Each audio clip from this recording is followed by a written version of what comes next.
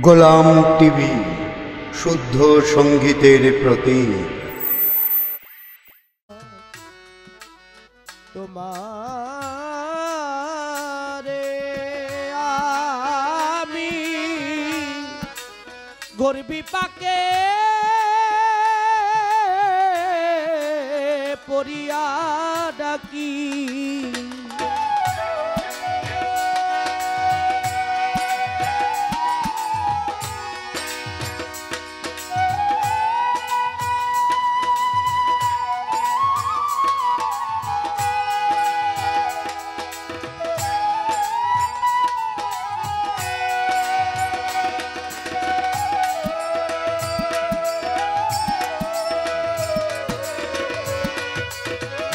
পাকে করিয়া ডাকি দয়ালামি তোমাকে,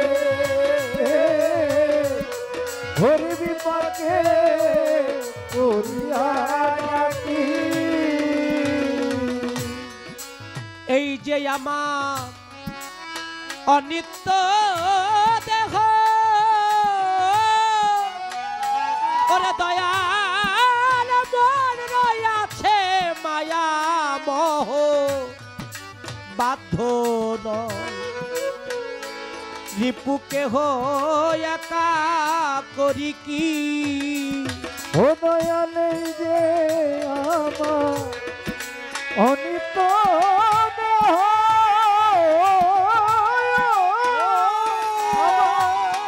মন রইয়াছে মায়ায় মোহ বাধ্য নয়, রিপুকে দয়ালে করি কি। দয়ালে যে আমার অনিত্য দেহ,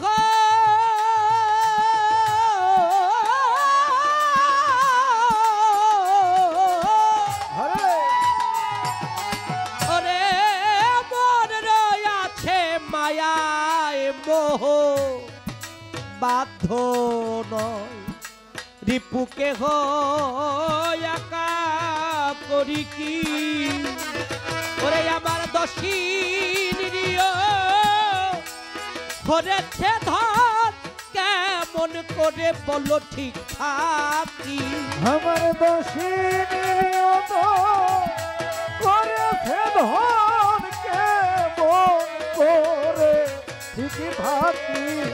আমার দোষী নিরীহ হরেছে ধন, কেমন করে বলো ঠিক থাকি।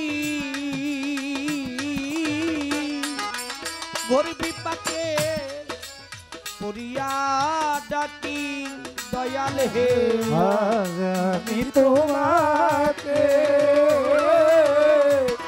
গর্বি পাকে পড়িয়া ডাকি, দয়া আমি তোমাকে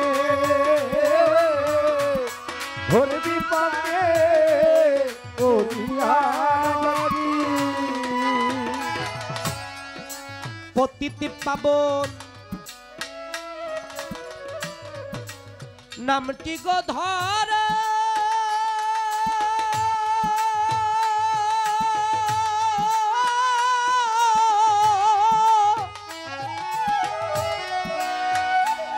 শুনছি তুমি পতিতকে উদ্ধার করো, কিঞ্চিত দয়া আমায় করো, দিও না ফাঁকি। ও দয়াল পতিত পাবো নামটি গো ধর, ধর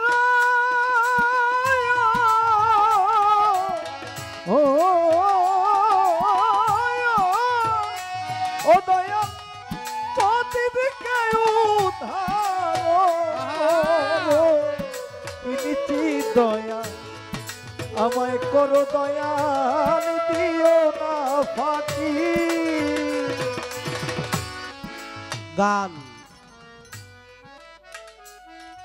আমার দাদা গুরু জ্ঞানের প্রদীপ সাধক রজ্জবালী দাওয়ানাল চিস্তি নিজামী বলেছে, গান হলো আশেকের আয়না, যে গান বুঝে না সে যেন গানের কাছে যায় না, আর যে গান বুঝা গায় না সেও যেন গান গায় না। গানটির মধ্যে বললেন পতিত পাবন নামটি গো ধরো। দয়ালু একটি গান করেছেন, রবে না এ ধন জীবন ও যৌবন, তবে কেন মন এত বাসনা। আগামী একদিন বাঁচবো কিনা তা জানি না, কিন্তু 10 বছরের পরিকল্পনা করে বসে রয়েছি।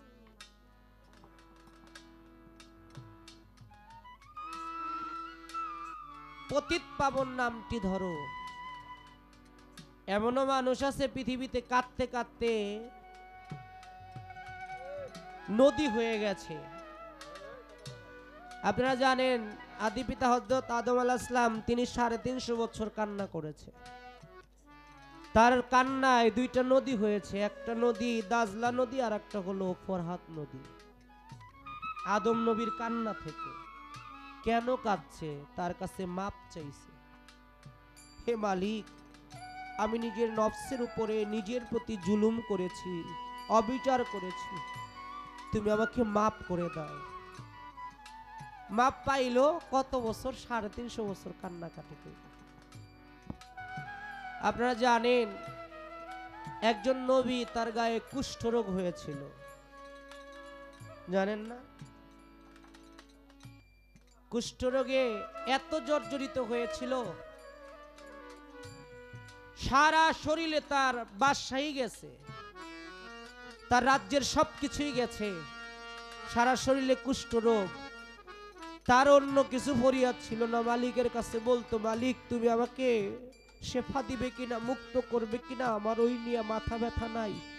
তুমি আমার প্রতি যেমন ইচ্ছা তেমনই করেছো, আমি তবুও তোমার কাছে শুকরিয়া জানাই। শুধু মালিক তোমার দরবারে আমার একটাই আরজি, আমার সর্ব অঙ্গ কিরাই খেয়ে ফেলুক, যেন আমার জিহ্বাটা তাজা থাকে, আমার জিহ্বাটা যেন কিরায় না ধরে। ও মালিক, আমার এই জিহ্বায় যদি কিরা ধরে, আমি যে তোমার নাম জপনা করতে পারবো না, আমি যে তোমার নাম নিতে পারবো না। মালিক তুমি দয়াবান, তুমি রহমান, তুমি রহিম, তুমি সর্বশক্তিমান, দয়া করে তুমি তো পতিত পাবন, তুমি দয়া করে আমার সর্ব অঙ্গে কিরায় খাওয়ায় দাও, কিন্তু আমার জিহ্বাটা যেন কিরায় না ধরে। কেন? এই জিহ্বার মধ্যে তার নাম।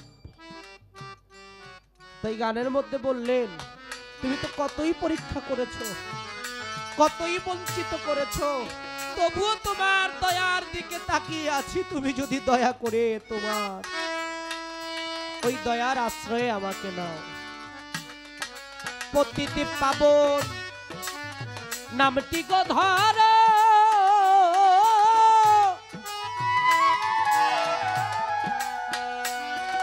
ইউনুস জান পতিতকে উদ্ধার করো, কিঞ্চিৎ দয়া আমায় করো, দিও না ফাঁকি।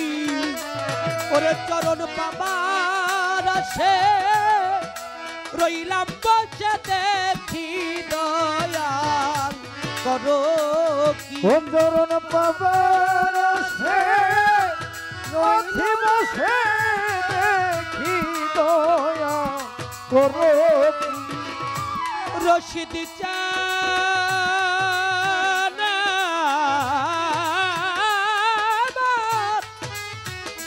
ওয়াইস করনি পাগল, চরণ পাওয়ার আসে রইলাম বসে দেখি, দয়াল করো কি। এ ঘরে বিপাকে পড়িয়া ডাকি, দয়াল হে তোমাকে এই ভব করবি পাকে পড়িয়া ডাকি। দয়াল আমার মতো যেন হতো না পাতো, দয়াল আমার মতো যেন হতো না পাতো।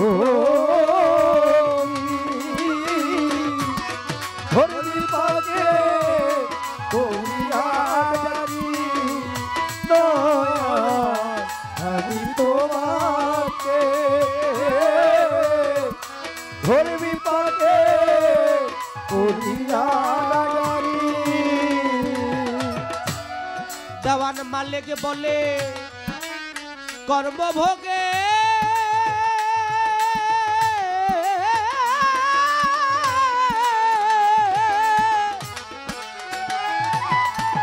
দয়াল আমায় ধরলো এসে মায়া রোগে, আর কত কষ্ট ভোগে এই দেহে প্রাণ রাখি।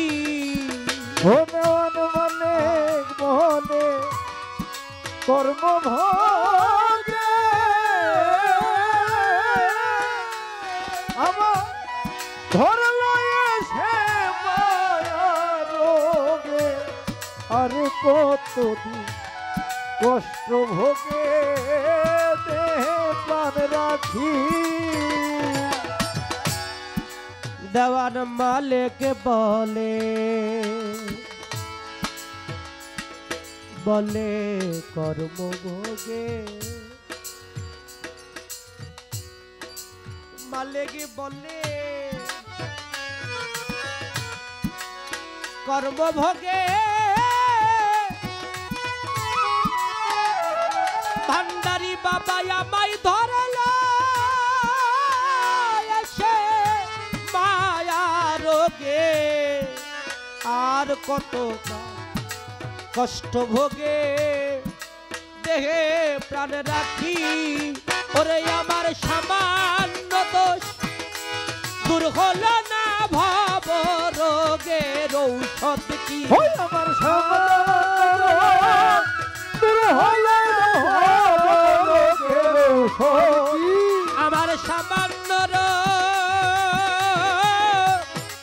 দূর হলো না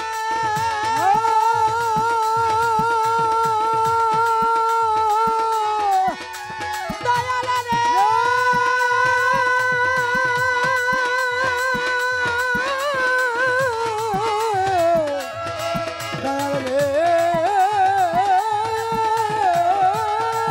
ওরে আমার সামান্য রোগ, আমার সামান্য রোগ, সামান্য রোগ দূর হলো না ভব রোগের ঔষধ কি।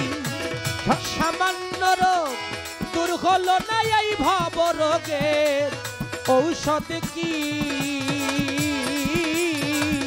ঘোর বিপাকে পড়িয়া ডাকি দয়াল আমি তোমাকে ঘোর বিপাকে পড়িয়া ডাকি। দয়াল আমি তোমাকে ঘোর বিপাকে পড়িয়া ডাকি। ওরে দয়াল আমার মতো কেন হতো না আর এমন পাতক। ও দয়াল আমার মতো কেন হতো না আর এমন পাতকি। দয়াল আমার মতো এই জ্ঞান হতো না আর এমন পাতকি।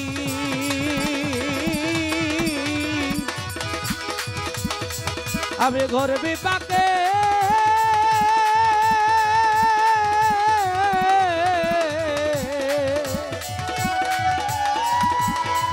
পড়িয়া